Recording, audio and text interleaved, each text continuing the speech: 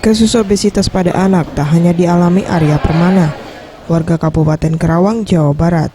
Seorang bocah Palembang bernama Rizky Ramadan juga mengalami obesitas parah.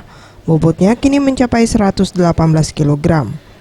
Bocah kelas 4 SD itu kini dalam perawatan intensif di Rumah Sakit Muhammad Husin, Palembang. Akibat berat badannya yang terus bertambah, Rizky mengalami gangguan pernapasan dan pihak RSMH kembali melakukan penanganan intensif dengan memindahkan Rizky ke ruang ICU.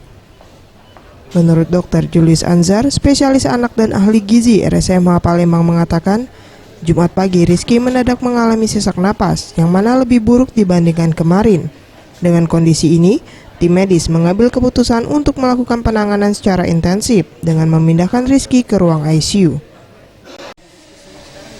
Ya, pagi ini ya saudara Rizky kita ada sedikit gangguan pernapasan ya, yang lebih buruk dibandingkan kemarin. Ya penanganan kita siapkan perawatan intensif. Sekarang lagi distabilkan.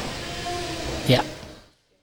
Selama 3 hari masa perawatan, pihak medis melakukan monitoring ketat terhadap Rizky, khususnya pada fungsi organ vital. Dan selanjutnya akan dilakukan pembatasan makanan. Mega Dwi Handayani, Gusti Putu Sumerta Esa, Sriwijaya TV.